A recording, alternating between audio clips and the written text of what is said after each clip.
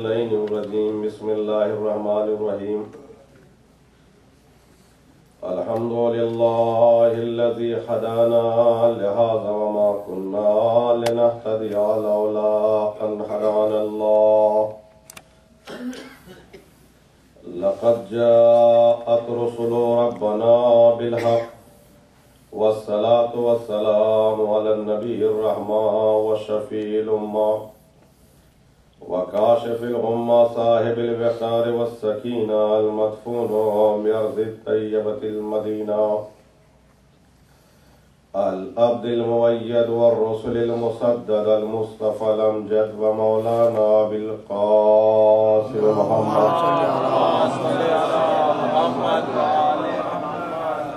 والصلاة والسلام على أهل بيت النبوة ومعدن الرسالة ومختلف الملائكة الذين أذهب الله عنهم الرجس وطهرهم تطهيرا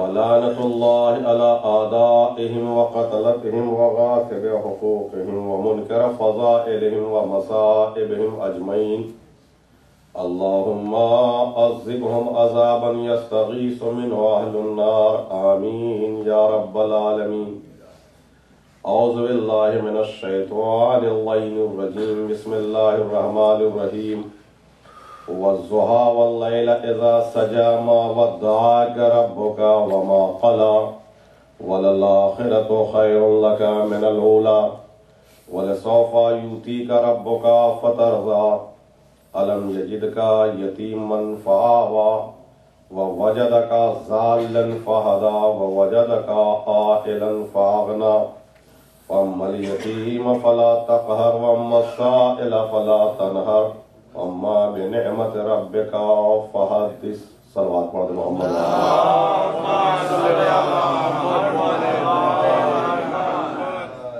حضرات، آج کی تاریخ اور آج کی مجلس سامعین اعلی با ہمارے 8ویں امام علی رضا علیہ السلام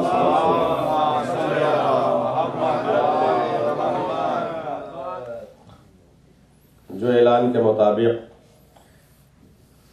مجلسوں کا تسلسل چل رہا تھا، اس میں آج کی مجلس امیر مختار کے سلسلے کی تھی، مگر وہ کل ہوگی۔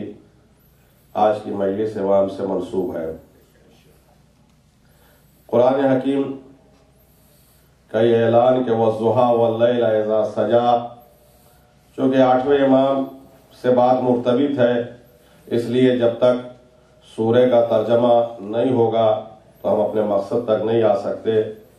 اس لیے میں آج سورہ کا ترجمہ کر رہا ہوں کہ وَالضُّحَىٰ وَاللَّيْلَ إِذَا سَجَىٰ مَا وَدَّعَكَ رَبُّكَ وَمَا قَلَىٰ وَلَلْآخِرَةُ خَيْرٌ لَكَ مِنَ الْأُولَىٰ۔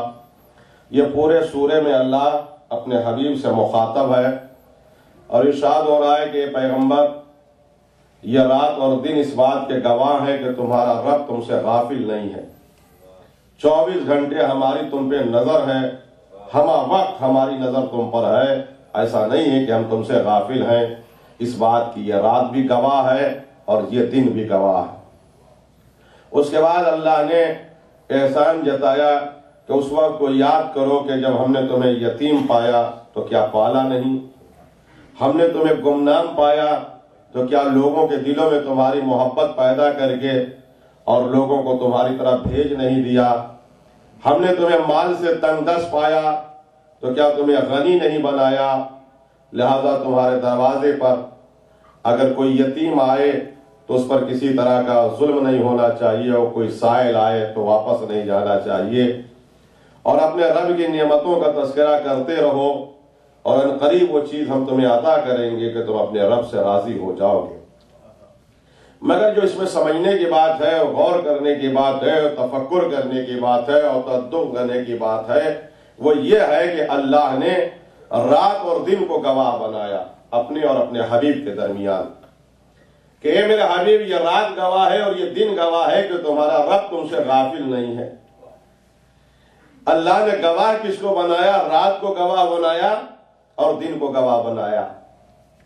ہمیشہ گواہ متکلم بنایا جاتا ہے جو بول سکتا ہو اور جو دیکھ سکتا ہو۔ ہم نے کسی عدالت میں اور کورٹ کچہری میں نہیں دیکھا کہ کسی گنگے اور بہرے کی گواہی قابل قبول مانی جاتی ہو۔ وہ اشاروں میں عدالت سے بات کرے اور عدالت ججمنٹ دے دے اور فیصلہ سنا دے، کہیں ایسا نہیں۔ اللہ کہہ رہا ہے کہ ہمارے اور تمہارے درمیان یہ رات گواہ ہے اور دن گواہ ہے۔ اے پروردگار، یہ رات و دن کہاں کلام کر رہے ہیں کہ تو گواہ بنا رہا؟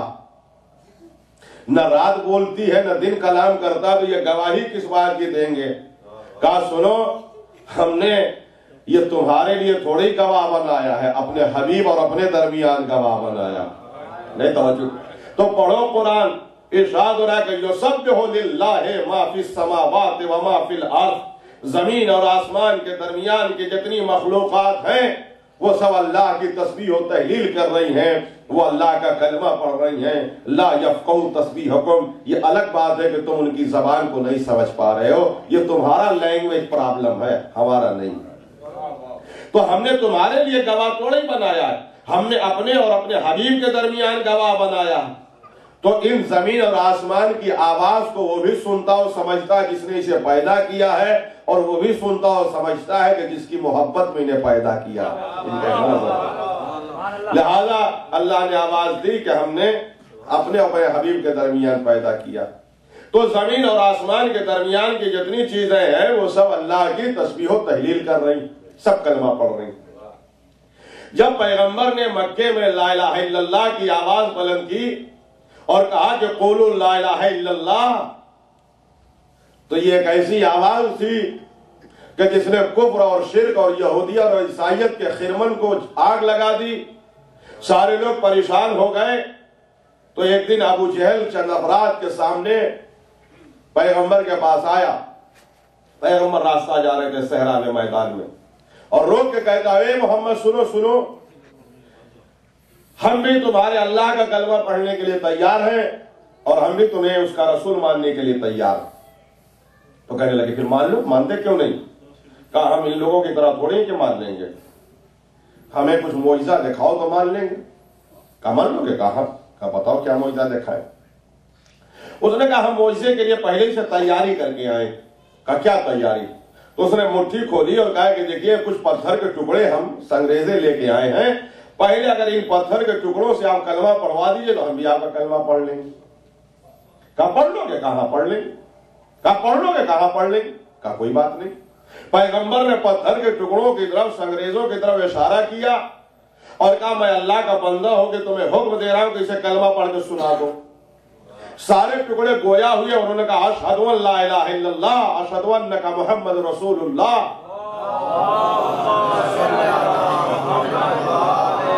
کہ ہم گواہی دیتے ہیں کہ اللہ کے علاوہ کوئی معبود نہیں، آپ سچے رسول ہیں اس کے۔ پیغمبر نے کہا دیکھو سنگریزوں نے کلمہ پڑھ لیا، اب تم پڑھ لو۔ کہنے لگا آپ تو بڑے جادوگر لگ رہے ہیں، آپ کی بات میں بڑا جادو ہے اور سحر بیانی ہے، آپ نے پتھروں سے بھی کلمہ پڑھوا دیا۔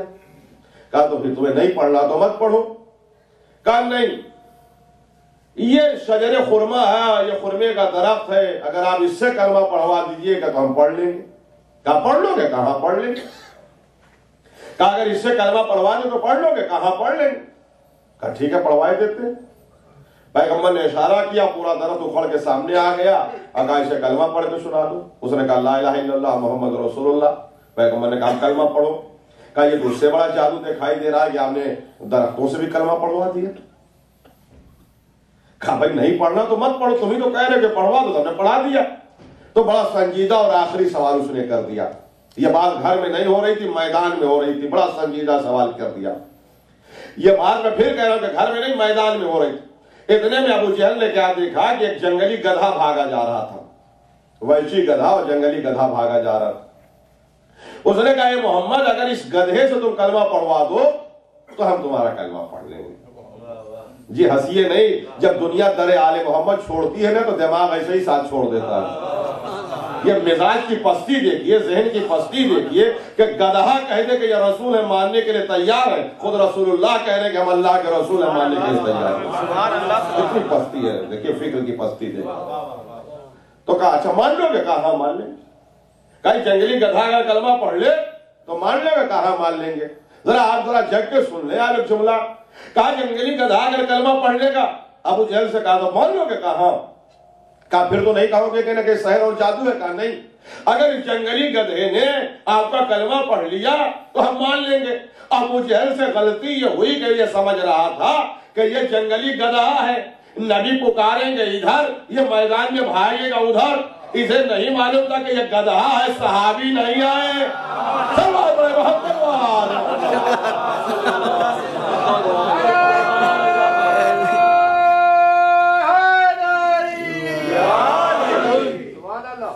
نبی نے اشارہ کیا، گدھا گردن جھکائے ہوا آ گیا.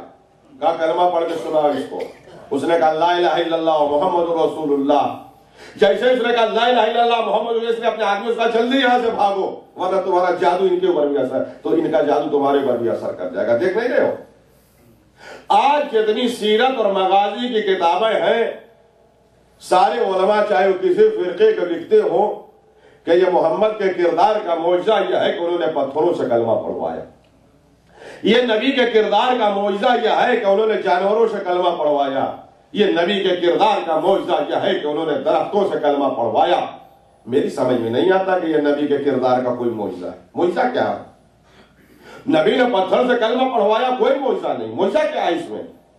نبی نے درخت سے کلمہ پڑھوایا، اس میں کیا معجزہ ہے؟ نبی نے جانوروں سے کلمہ پڑھوایا، تہذیب الحسن کی سمجھ میں نہیں آتا کہ یہ کوئی معجزہ ہے. اس لیے کہ پہلے ہی قرآن اعلان کر چکا ہے کہ یسبح للہ ما فی السماوات و ما فی الارض، زمین اور آسمان کے درمیان کی ساری چیزیں اللہ کا کلمہ کر رہی ہیں. تم تسبیح نہیں سمجھ پا رہے ہو، وہ تو پڑھ رہے ہیں. تو پتھر سے کلمہ پڑھوایا کیا مطلب؟ کلمہ تو پڑھ ہی رہے ہیں، درخت تو کلمہ پڑھ رہے ہیں، جانور تو کلمہ پڑھ رہے ہیں. نہیں، میں آج ایک فکر دے رہا ہوں کہ یہ نبی کی سیرت کا یہ معجزہ نہیں ہے کہ نبی نے پتھروں سے کلمہ پڑھوایا. نبی کی سیرت کا یہ معجزہ نہیں ہے کہ درختوں سے کلمہ پڑھوایا. نبی کی سیرت کا یہ معجزہ نہیں ہے کہ جانوروں سے کلمہ پڑھوایا، بلکہ نبی کی سیرت کا یہ معجزہ ہے کہ پتھروں اور درختوں اور جانوروں کے کلمے کو کافروں کو بھی سنا دیا. سلام بڑے محمد والے.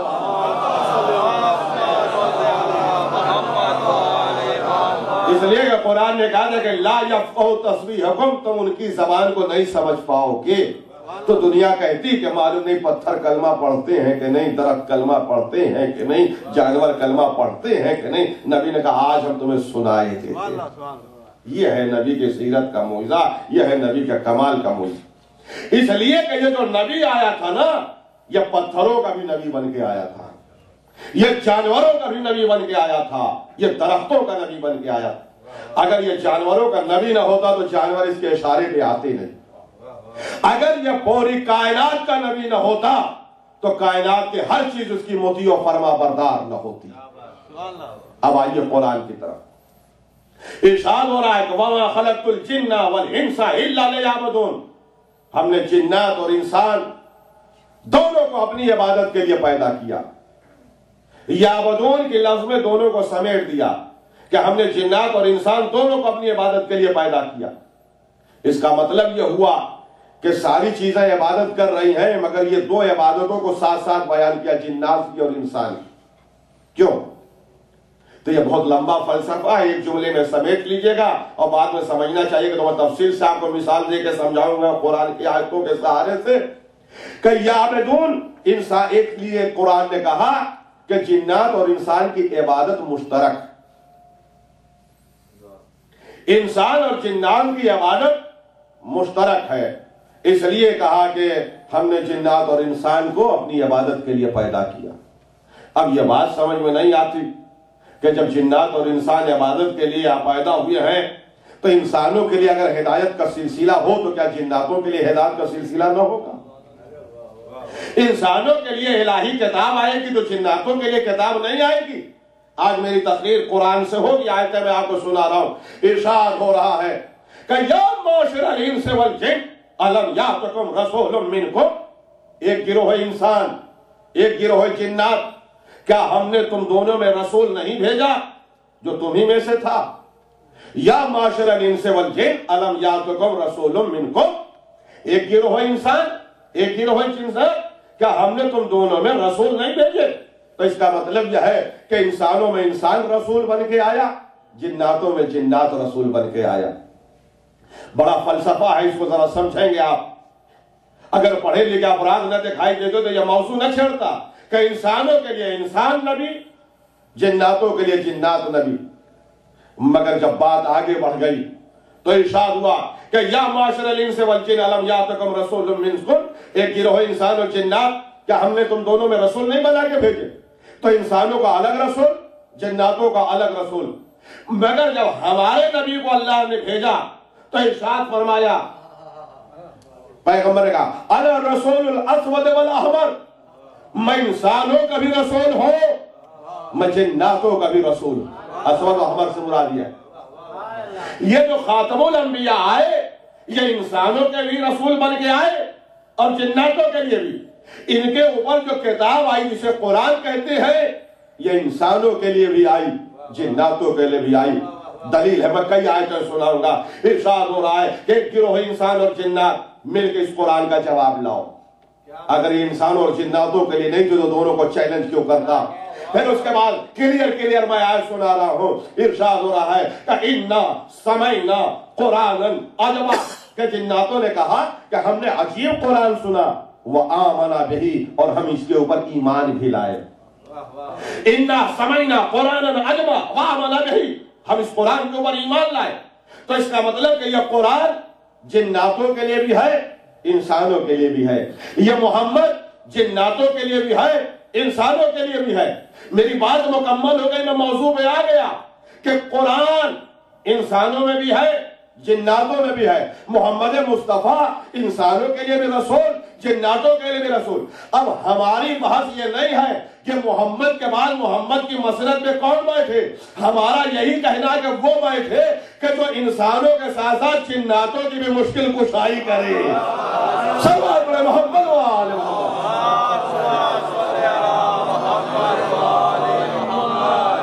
اس لیے کہ رسول اللہ صرف انسانوں کے رسول نہیں تھے، جناتوں کے بھی تھے۔ تو آپ نے اپنا کام تو کر لیا، جناتوں کی فکر کی۔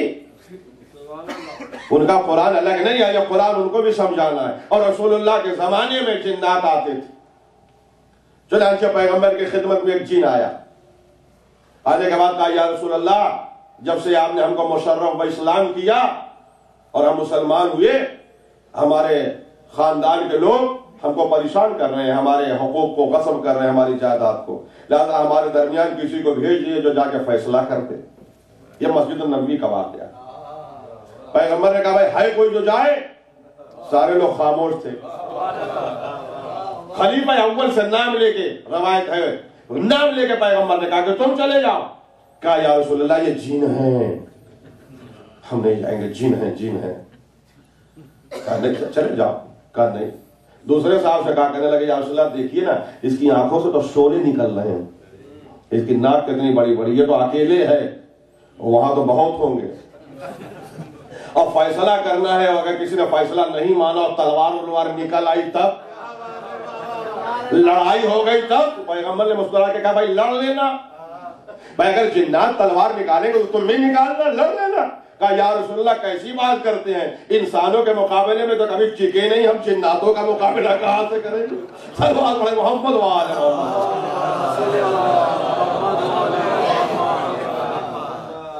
کہاں سے کریں گے مقابلہ؟ انسانوں کے مقابلے میں تو کبھی ٹھیک ہی نہیں، ہم جناتوں سے کہاں لڑنے لگے۔ آخر میں امیر المومنین نے کہا میں جا رہا ہوں۔ علی گئے، 3 دن تک واپس نہیں آئے۔ لوگ آ کے نماز ظہر اور مغرب اور عشاء کے بعد یا رسول اللہ ہم کہہ رہے تھے کہ نہ بھیجیے، نہ جن ہیں تو دشمن تھا۔ رسول اللہ بھی چپ تھے کہ کیا ان کو جواب دیں جو اپنے جیسا سمجھ رہے ہیں۔ تیسرے دن امیر المومنین اس جن کے ساتھ آئے۔ جن نے کہا کہ یا رسول اللہ علی نے فیصلہ کر دیا، مولا نے فیصلہ کر دیا۔ تو یہ واقعہ اس لیے نہیں سنا رہا ہوں، میں ان کا فریض منصبی بتا رہا ہوں کہ رسول اللہ انسانوں کے لیے بھی رسول تھے اور جناتوں کے لیے بھی رسول تھے، انسانوں کے لیے بھی رسول تھے اور جناتوں کے لیے بھی رسول تھے۔ رسول اللہ ایک جنگ سے واپس آ رہے تھے، پیاس لگ گئی، کہا پانی لاؤ۔ لوگوں نے سمجھا کہ یہ مزدوری والا کام ہے، اور صاحب نے ایک صاحب نے ڈول اٹھا لی اور صاحب نے کنواں تھا لے کے گئے۔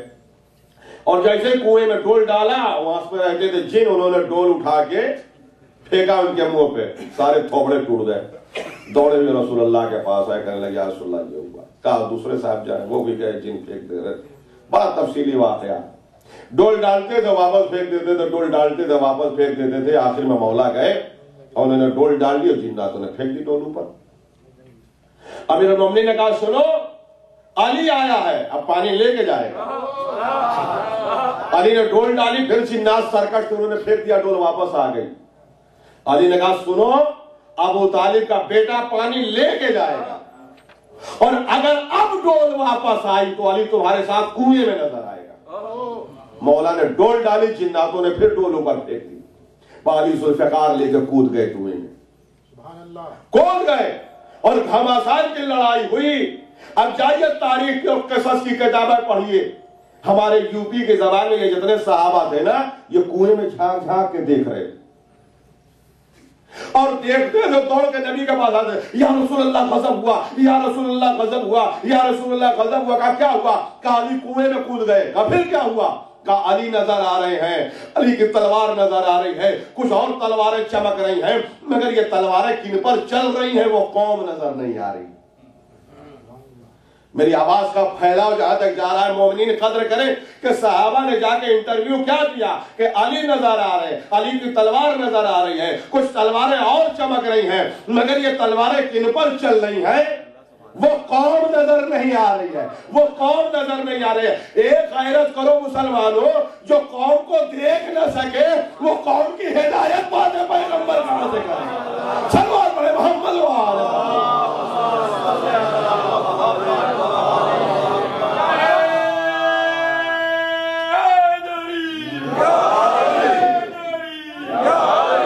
جو قوم کو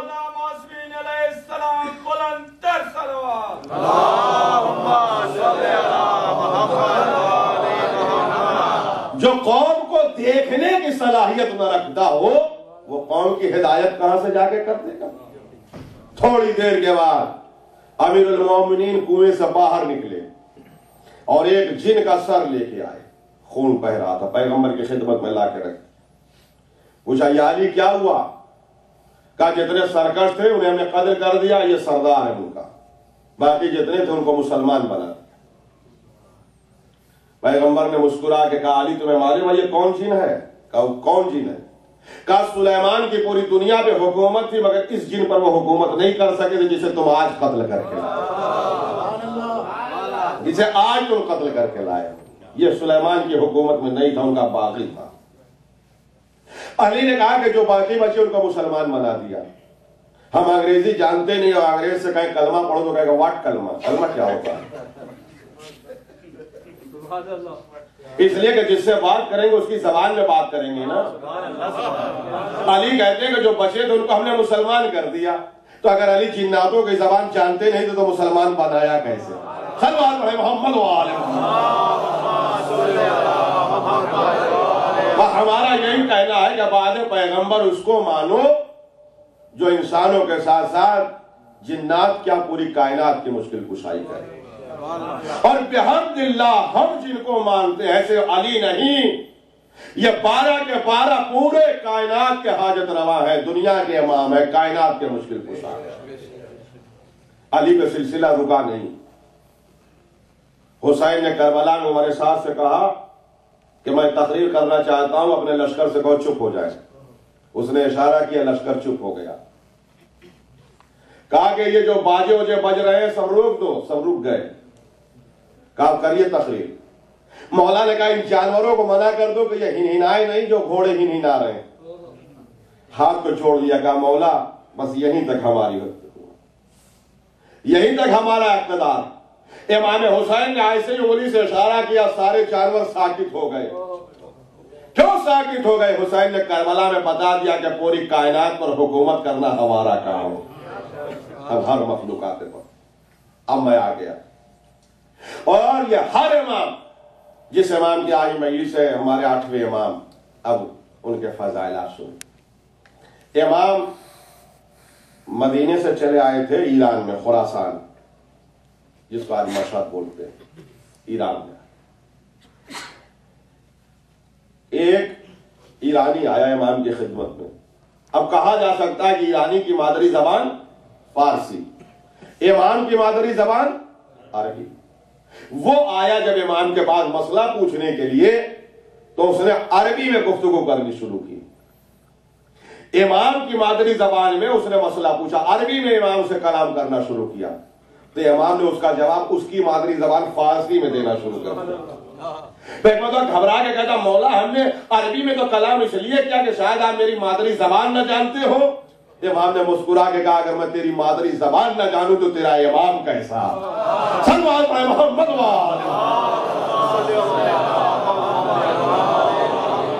اگر میں تیری مادری زبان نہ جانوں تو تیرا امام کیسا. تو امام وہ ہوتا ہے کہ جو مامون کی زبان کو جانتا ہے، ان کے دلوں کی حاجتوں کو جانتا ہے. ہمارے 8ویں امام جن کو مدینے سے بلایا گیا تھا، امام چلے بڑے شان و شوکت سے، اس لیے کہ بنی امیہ اور بنی عباس ٹکرا کے بنی عباس اب اقتدار میں آ چکے. امام بلائے گئے، بڑے احتشام کے ساتھ امام چلے ہیں مدینے سے. امام کی سواری چل رہی تھی اور سواری پہ پردے پڑے ہوئے تھے اور امام ہوتے ہوتے درمیان کے واقعات میں چھوڑ رہا ہوں. ایران میں داخل ہو رہے تھے امام، اور سب سے پہلے خراسان سے پہلے نیشاپور پڑتا ہے. آج وہ درخت موجود ہے جس درخت کے نیچے امام بیٹھے تھے، وہ درخت موجود ہے. آج وہ چشمہ موجود ہے جو چشمہ امام نے جاری کیا تھا، جسے امام نے پانی پیا تھا. یہ دونوں علامتیں آج بھی نیشاپور میں موجود. تو جب امام چلے ہیں تو تاریخ کہتی ہے کہ جب امام کی سواری چلی تو کم سے کم 8,000 اور زیادہ سے زیادہ روایت ہے کہ 80,000 لوگ راویان اسلام امام کے اونٹ کے پیچھے پیچھے دوڑ رہے تھے اور ایک جملہ کہہ رہے تھے، فرزند رسول ذرا رسالت کی شبیہ دکھا دیجیے، فرزند رسول ذرا محمد کا چہرہ دکھا دیجیے، فرزند رسول ذرا اپنے چہرے کی زیارت کرا دیجیے. امام چہرہ نہیں ہٹا رہے، پردہ نہیں ہٹا رہے. لوگ پیچھے پیچھے دیوانے ہو کے دوڑ رہے تھے اور کہہ رہے تھے کہ فرزند رسول ذرا اپنے چہرے کی زیارت کرا دیجیے تاکہ ہم دیکھیں کہ نبی کا جمال کیا تھا، علی کا کمال کیا تھا، اہل بیت کی شکل و صورت کیسی. ہم محروم ہیں. اس وقت یہ جو مجمع تھا یہ مامون کو بھی دیکھ چکا تھا، ہارون کو بھی دیکھ چکا تھا، مگر یہ کہہ رہا ہے کہ نبی کی صورت دیکھنا چاہتا ہوں. اس کا مطلب یہ ہے کہ مجمع جانتا تھا کہ محمد کی صورت حکومت کے پاس نہیں ہے، عصمت کے پاس ہے. صلوات پڑھے محمد وآل محمد. ان کو حکومت مل گئی ہے مگر چہرہ رسالت انہیں نصیب نہیں ہوا، کردار رسالت انہیں نصیب نہیں ہوا. جب یہ لوگ زیادہ کہنے لگے تو امام نے محمل کا پردہ ہٹایا، اور جب محمل کا پردہ ہٹایا تو یہ سارے مسلمانوں کے دہنے اقدس سے کوئی جملے نہیں نکلے تھے، صرف یہی نکلا تھا لا الہ الا اللہ، لا الہ الا اللہ، لا الہ الا اللہ، لا الہ الا اللہ. یعنی یہ اہل بیت وہ ہے کہ جو خدا کو یاد دلاتے ہیں. ان کے دیکھنے کے بعد خدا یاد آتا ہے کہ جمال پروردگار کیا ہوتا. یہ 80,000 لوگ قلم اور کاغذ لے کے دوڑ رہے تھے، کہنے لگے فرزند رسول کوئی حدیث اپنے جد کی ایک بیان کر دیجیے، فرزند رسول کوئی حدیث. مگر امام حدیث نہیں بیان کر رہے تھے، وہ تیز تیز گھوڑا چل رہا تھا، اونٹ چل رہا تو پیچھے پیچھے لوگ دوڑ رہے تھے. فرزند رسول کوئی حدیث بیان کریے. عجب نہیں کہ مسکرا کے میرے 8ویں امام نے مدینے کا رخ کیا اور نانا دیکھ رہے ہیں. آج ان کی اولادیں قلم اور کاغذ لے کے ہمارے پیچھے دوڑ رہی ہیں جنہوں نے آپ کو قلم اور کاغذ دینے سے منع کر دیا تھا. آج دوڑ رہی ہیں وہ لوگ. امام نے کہا اچھا حدیث سننا ہے تو سنو. مجھ سے میرے بابا امام جعفر صادق نے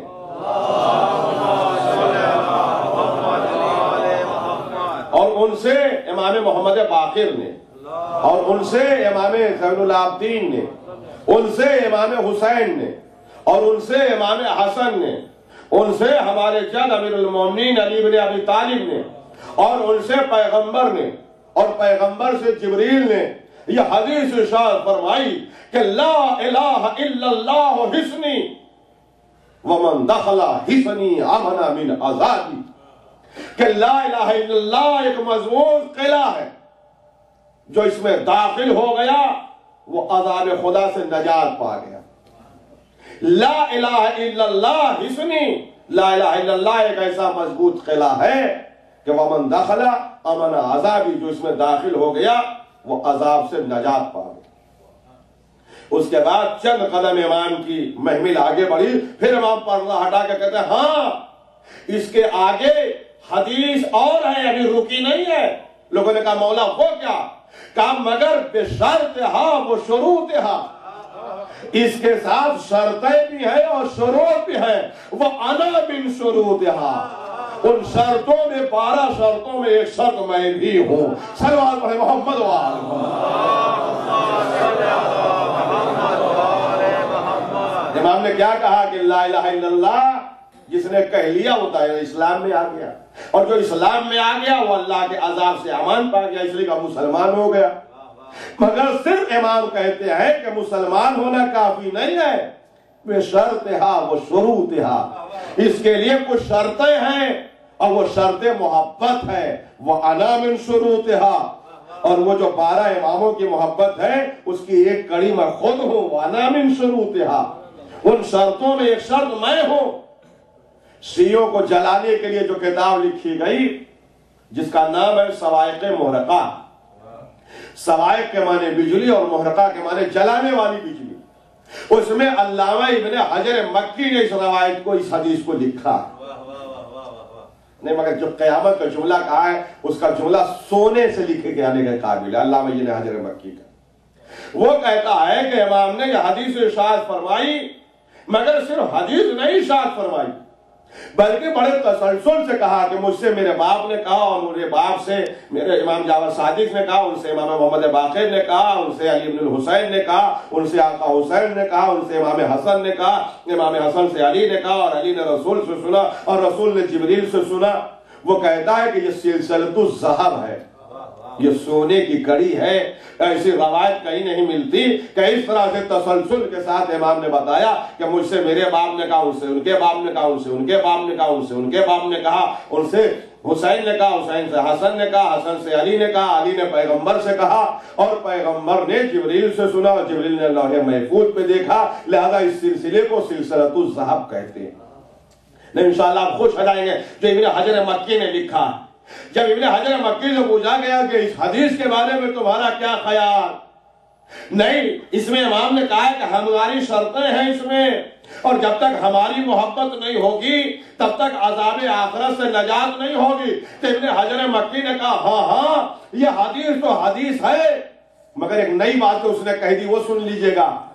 آج جو سارے لوگ کہتے ہیں کہ اہل بیت کیسے جنت دلوائیں گے، کیسے بخشوائیں گے، تو حجر مکی سے پوچھے۔ حجر مکی کہہ رہا ہاں ہاں یہ حدیث تو ہے، مگر اس کی خاص بات یہ ہے کہ یہ جو کڑی بتائی ہے ائمہ کی، نہیں میں نے جملے کے قدر کر لیجئے گا، حجر مکی کہتا ہے کہ یہ جو کڑی رسول اللہ اور جبریل تک سلسلۃ الذہب ہے، حدیث تو اپنی جگہ پہ ہے، اس کا ثواب ہے جو ہمارے مشاہدے میں ہے کہ اگر کسی دیوانے پر اسی تسلسل کے ساتھ یہ نام پڑھ کے پھونک دیے جائیں تو وہ پاگل عقل مند ہو جائے گا۔ صلو علی محمد و آل محمد۔ ابن حجر مکی کہہ رہا ہے کہ اگر دیوانے پر پڑھ دیا جائے تو وہ دانا ہو جائے گا۔ اب ذرا جو ان لوگوں کی سمجھ میں بات نہیں آتی ان کے اوپر ذرا پڑھ کے تو دیکھیے، صلوات پڑھے محمد و آل محمد۔ جو کہتے ہیں اہل بیت سمجھ میں نہیں آتے تو یہی سلسلۃ الذہب ان کے اوپر پڑھ کے پھونک دیجیے۔ اس کے بعد امام کی سواری بڑا تفصیلی واقعہ ہے، نیشاپور سے گزری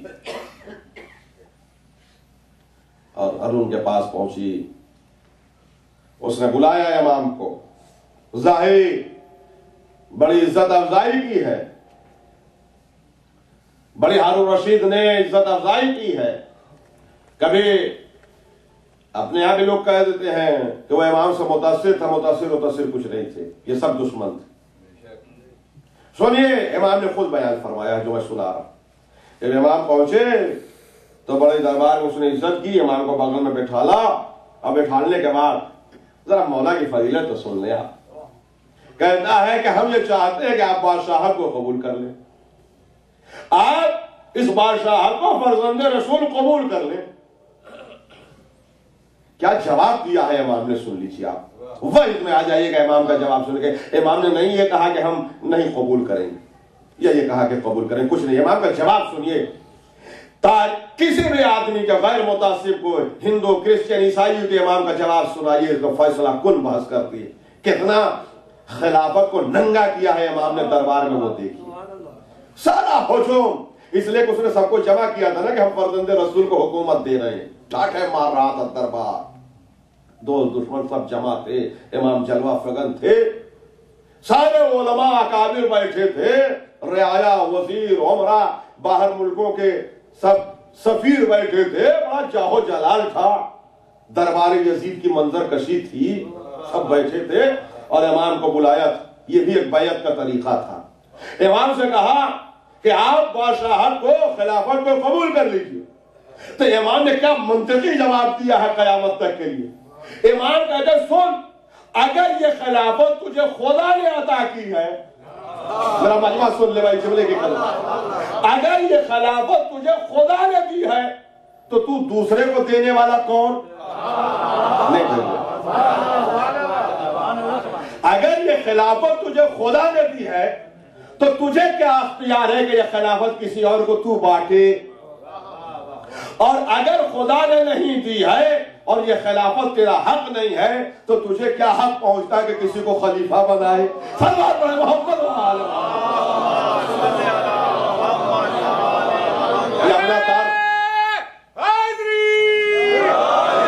ये अपना तार अल्लाह से जोड़ते थे ना। तो कहा अगर अल्लाह ने तुझे दी है तो तुझे क्या हक पहुंचता है तू दूसरे को बांटे, और अगर अल्लाह ने नहीं दी है तो फिर तुझे क्या हक है कि तू बांटे जो चीज तू यही है ही नहीं, जिसका तू मालिक नहीं है, उस चीज को तू देने वाला कौन? लोग मुस्कुरा दिए, बड़े दरबार में इसकी बेइज्जती हो गई। तो कहते अच्छा छोड़िए, आप वली अहदी कबूल कर लीजिए, यानी हमारे नायब हो जाइए, हमारे नायब हो जाइए। इमाम ने कहा कि नहीं, हमको वली अहदी भी नहीं चाहिए, इसलिए कि मैं तुझसे पहले शहीद हो जाऊंगा, तू मेरे बाद मरेगा। इल्मे गैब बता, मैं तुझसे पहले इस दुनिया से जाने वाला हूं, तो वली अहदी किस लिए कबूल करूं? इसलिए कि जब बादशाह मरेगा तब ना नायब उसकी जगह पे आएगा। तो इमाम कहते तू तो तुझसे पहले मैं इस दुनिया से जाने वाला हूं। तो उसने मजमे में मोहब्बत जताई, कहने लगा किसमें मजाल है कि वो आपको शहीद कर दे, किसमें मजाल कि आपको शहीद करेगा और किसमें मजाल कि वो आपको कत्ल करेगा। हम मौजूद हैं, हम आपसे इतनी मोहब्बत करते हैं। एक मरतबा जब इमाम ने देखा कि पूरा मजमा छलक रहा है, दोस्तों दुश्मन, और इसकी नीयत ठीक नहीं है, सुनिए ये इमाम का मुहिम नहीं था, तो इमाम के जुमले सुनिए। इमाम कहते हैं कि मैं तेरी चाल से अच्छी तरह वाकिफ हूं, तेरी चाल से अच्छी तरह वाकिफ है। तू चाहता है कि किसी तरह से हम हुकूमत को कबूल कर ले, ताकि तू ये कहे कि अहले बैत हुकूमत से खुद अलग नहीं थे, जमाने ने इनको अलग कर दिया। जब हुकूमत मिली तो फौरन लालच में कबूल कर लिया। सल्लल्लाहु अलैहि मोहम्मद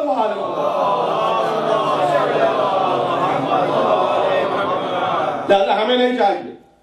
तो उसने कहा अब ये इशारा है, हो सकता है कि सिर्फ बुजुर्ग समझ जाए। उसने अपने शजरे का ऐलान किया, शजरे जुल्म का।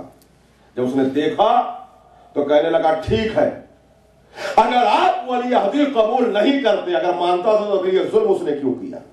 कि अगर आप वली अहदी कबूल नहीं करेंगे तो मैं वही करूंगा जो दूसरे खलीफा ने अहले शूरा के लिए कहा था। दूसरे खलीफा ने जो 6 आदमी की कमेटी बनाई थी ना, तो ये कहा था कि इसमें से जो हमारी बात को न माने वो कत्ल कर दिया जाएगा, उसका कत्ल जायज होगा।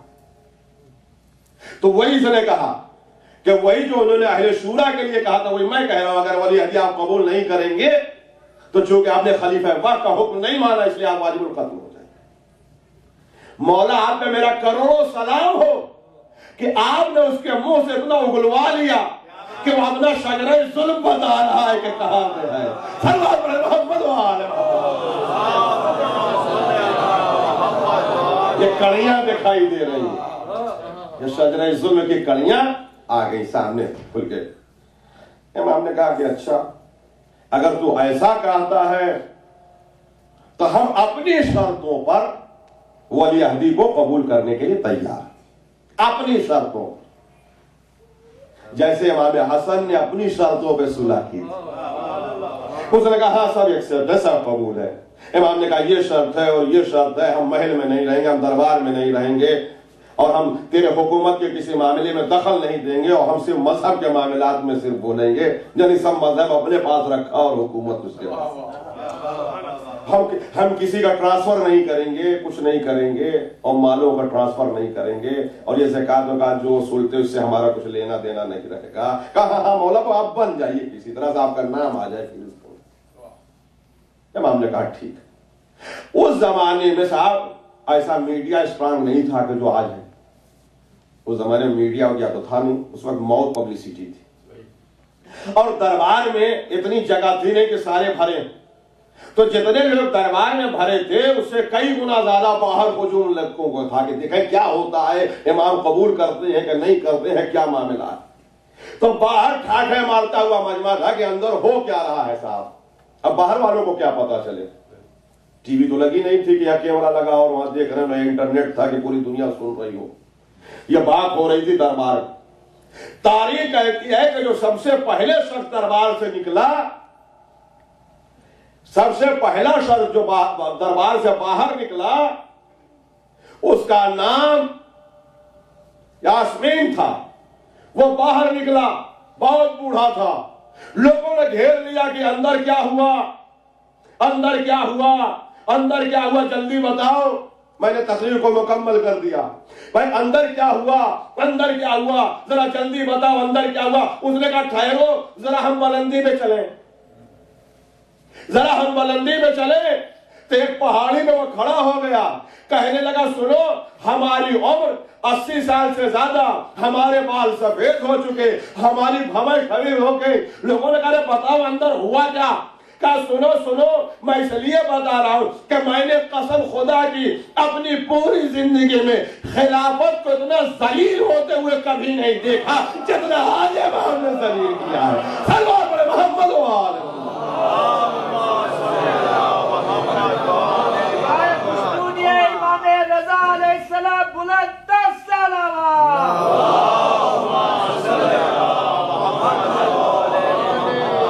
جتنا آج ہم نے خلافت کو ناگ رگڑتے ذلیل ہوتے دیکھا، ہم نے اپنے پوری 80 سالہ زندگی میں کبھی نہیں دیکھا۔ تو یہ تو معاملہ تھا، داؤ چل رہا تھا، مگر وہ الٹا ہوا۔ امام نے اپنے چاہنے والوں سے بھی کہا کہ غلط فہمی میں نہ آنا، ہم نے مجبوراً یہ کی ہے، یہ ہمارا دشمن ہے، کہیں سے محبت نہ پیدا ہو۔ ابو سل سے بھی کہا، سب سے کہا، وہ بڑا تفصیلی واقعہ ہے، کل رات کی مجلس میں پھر میں جو بچے گا پڑھ دوں گا، کہ ابو سل سے بھی کہا۔ اب اس کے دل میں یہ خیال تو تھا کہ کچھ ہوا معاملہ، اس لیے کہ وزراء کے سامنے بے عزت ہوا، عوام کے سامنے بے عزت ہوا، لہذا پھر ایک ایسا ہی بڑا جلسہ کیا اس نے کہ محبت دکھائیں۔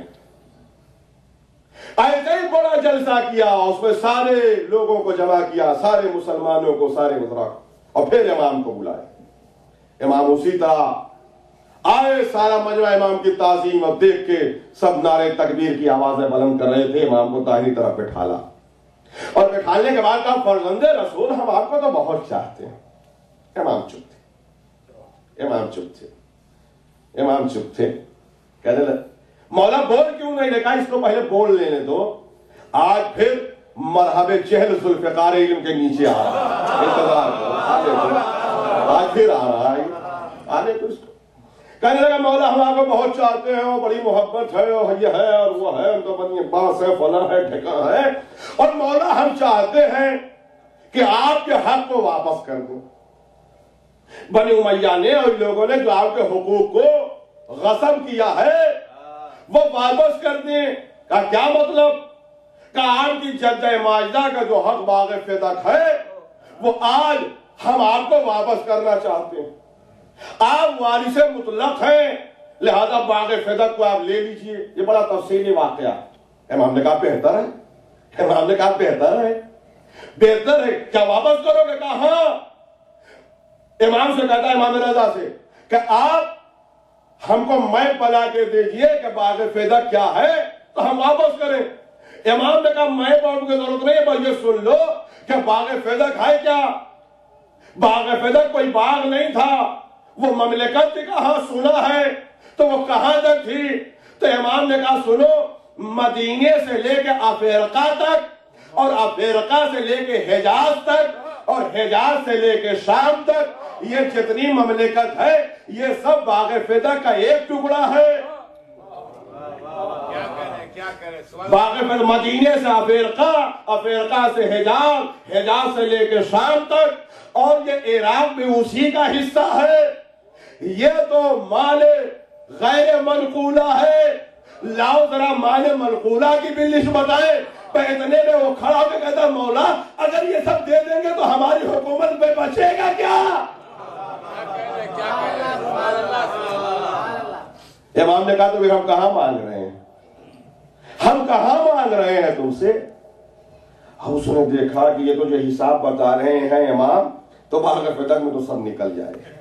اب تاریخ میں پڑھیے گا یہ امام نے جو میپ بنایا باغ فیدق کا، کہیں تو سب نکل جائے۔ کھڑا ہو گیا، کہنے لگا تو کچھ بچے گا نہیں۔ تو اب دیکھیں کیسی کیسی کوڑی لاتے ہیں یہ دشمنان اسلام۔ تو کہنے لگا کہ نہیں، اب پھر ذلیل ہو گیا۔ تو کہنے لگا اچھا یہ بتائیے کہ جب باغ فیدق انہوں نے لے لیا تو اس کے بعد آپ کے جد کو بھی تو حکومت ملی،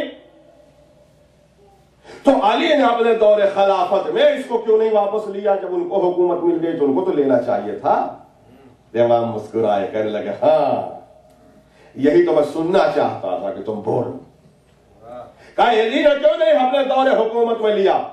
تو امام نے مسکرا کے کہا کہ غصب کرنے والا بھی اس دنیا سے فوت ہو گیا تھا، اور جس کا مال لیا گیا تھا وہ شہزادی بھی اس دنیا سے شہید ہو چکی تھی، تو نہ مدعی موجود تھا نہ مدعا موجود تھا۔ اس لیے میرے جد نے واپس نہیں کیا تاکہ اس کے عذاب میں قیامت تک اضافہ ہوتا رہے۔ صلوات علی محمد و آل محمد۔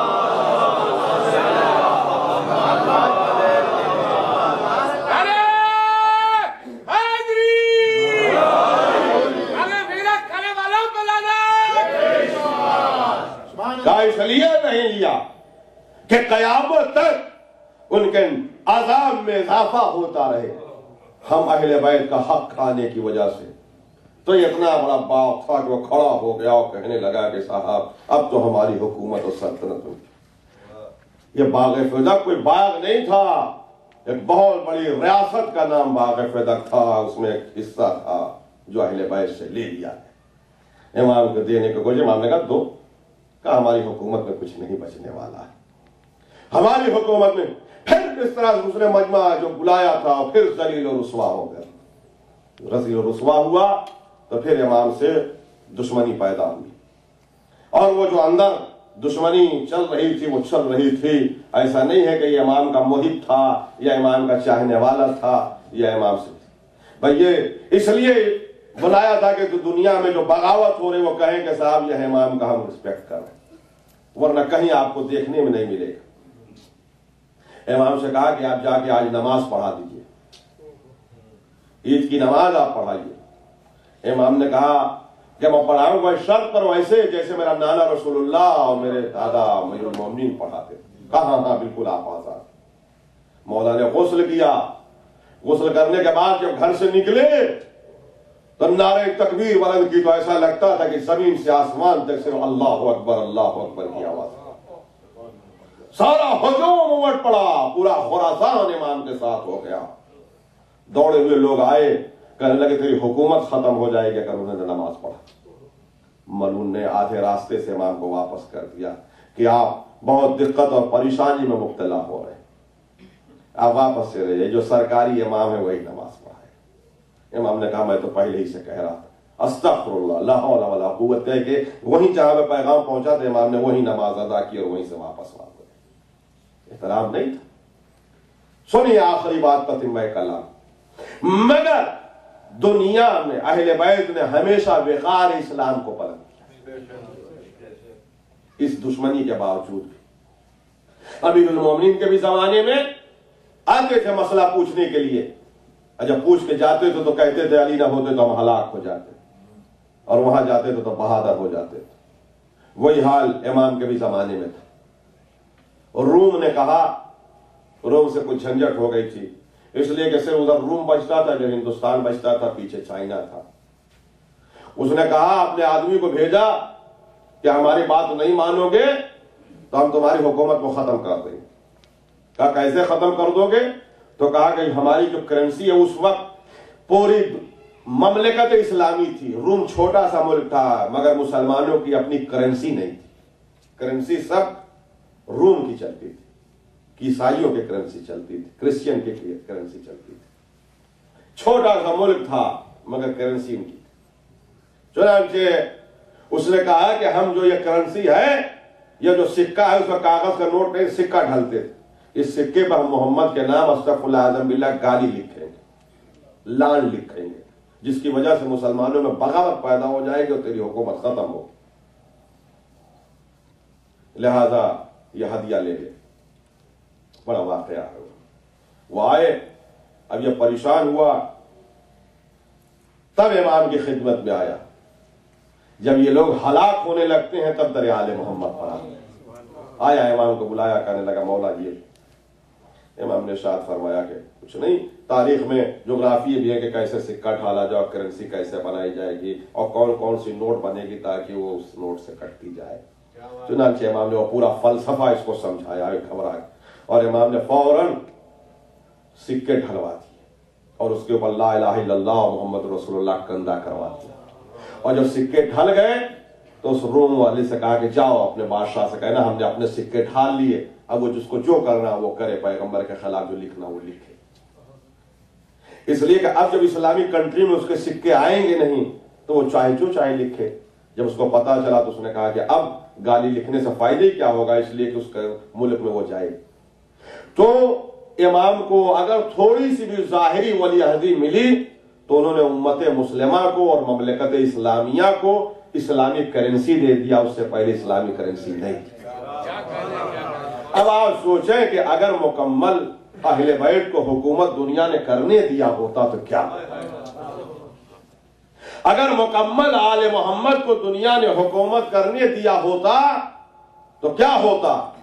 اسلام کے دامن میں ساری اچھائیاں، اسلام کے دامن میں ساری اچھائیاں، اسلام کے دامن میں پھر کہہ رہا ہوں ساری اچھائیاں۔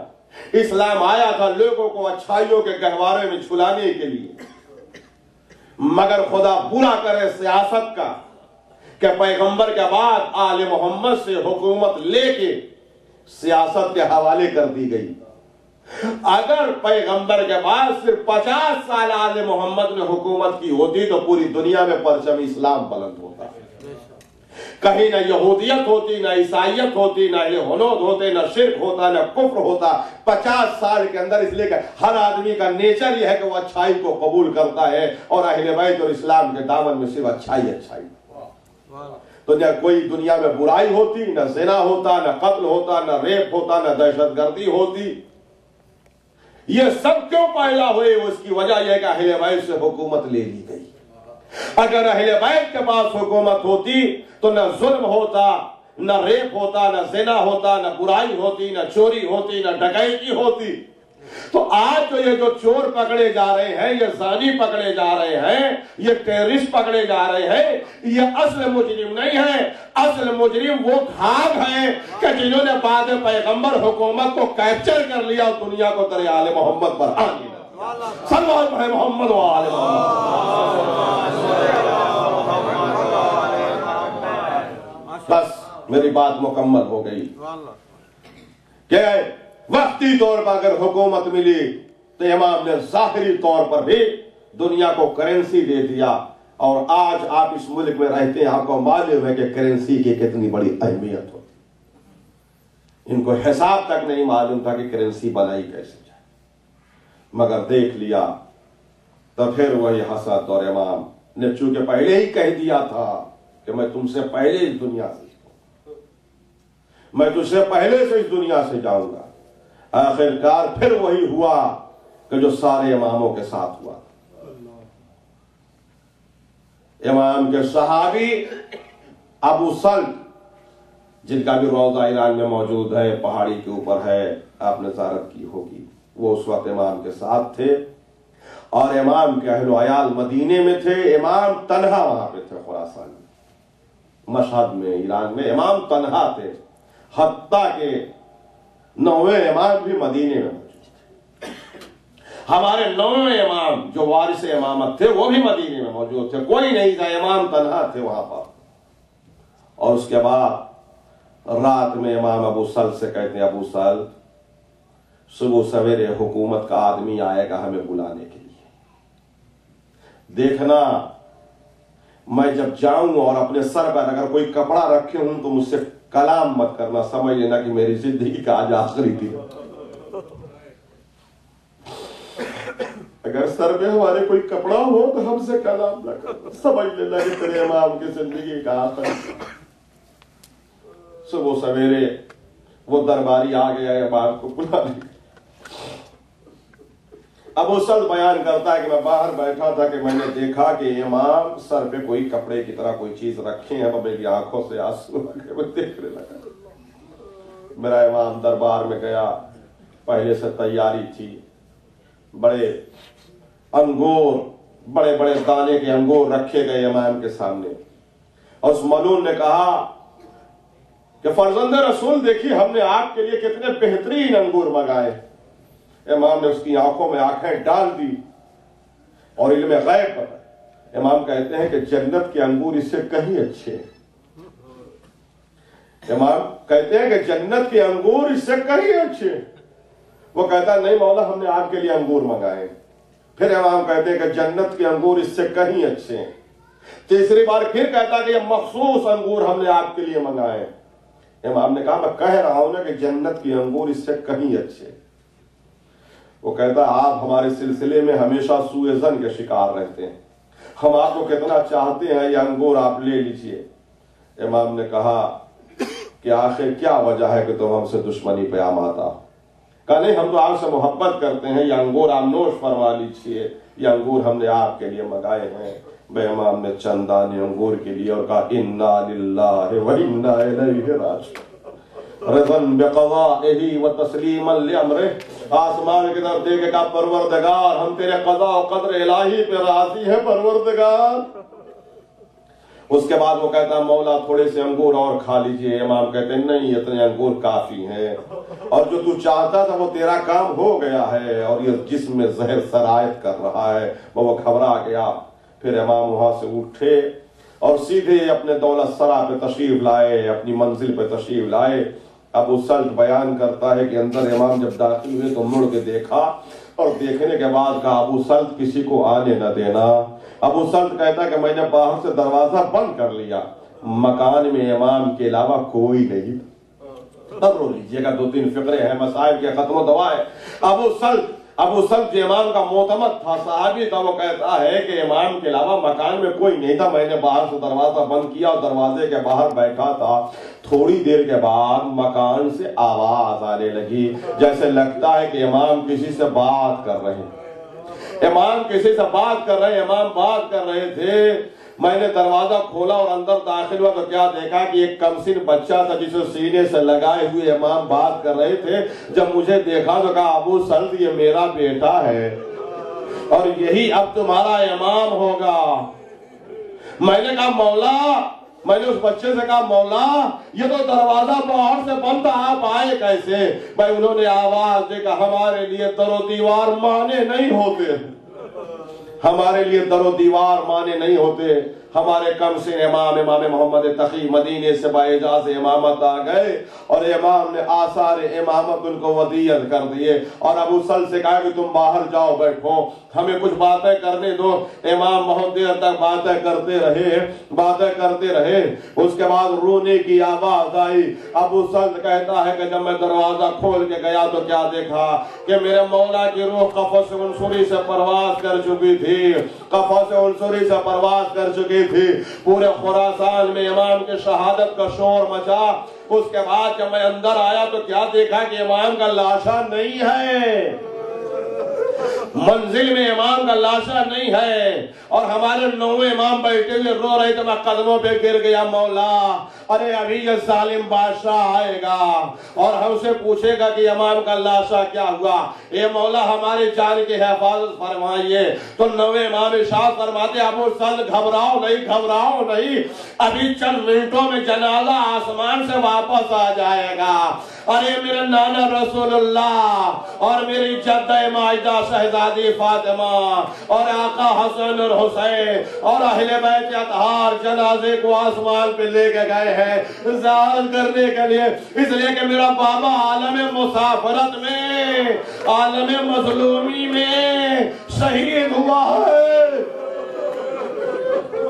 ابو سعد کہتا ہے کہ یہ بات تو ہو ہی رہی تھی کہ اتنے میں جنازہ پھر آسمان سے زمین پر آ گیا اور اس کے بعد جیسے ہی جنازہ آیا امام نے نماز جنازہ پڑھائی اور کہا ابو سعد تم پیچھے کھڑے ہو جاؤ، میں اپنے بابا کی نماز جنازہ پڑھا دوں۔ حالانکہ آسمان میں میرے بابا کی نماز جنازہ ہو چکی ہے، پر نماز جنازہ سے ابو سعد کہتا میں جیسے ہی فارغ ہوا اتنے میں کیا دیکھا کہ مامون سرکاری عالم کو لیے ہوئے آ گیا اور لوگوں کا ہجوم اور چادر ہٹا کے کہتے دیکھو دیکھو کسی نے زہر نہیں دیا ہے، یہ طبعی موت مرے ہیں، کسی نے زہر نہیں دیا ہے، یہ اپنی موت سے مرے ہیں، کسی نے زہر نہیں دیا۔ میں پوچھوں گا تمہیں یہ بار بار کہنے کی ضرورت کیا ہے کہ کسی نے زہر نہیں دیا ہے، یہ طبعی موت مرے ہیں۔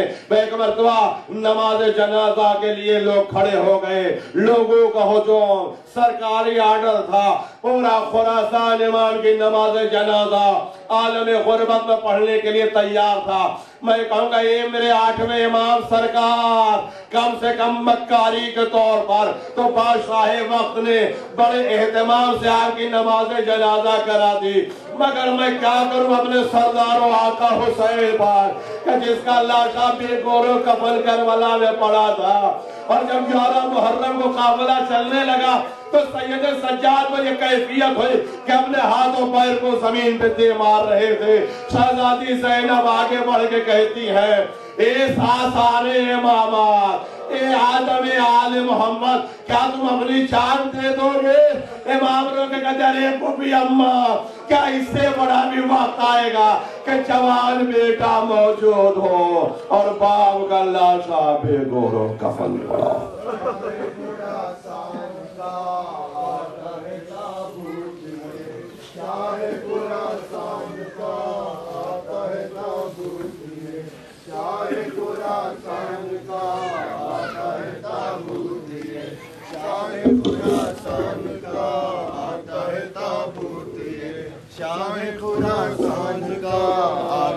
تابوت پیٹو سرہلے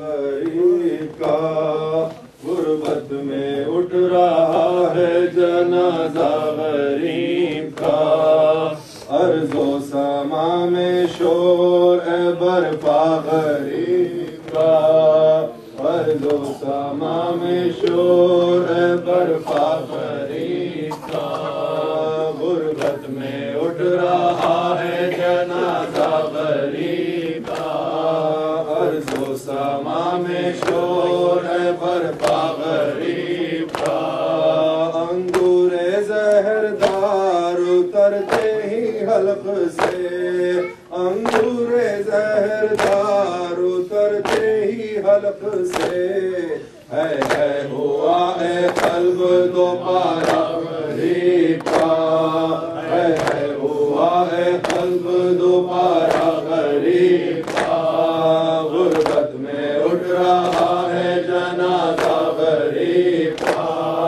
ارض و سما میں شور ہے برپا غریب کا۔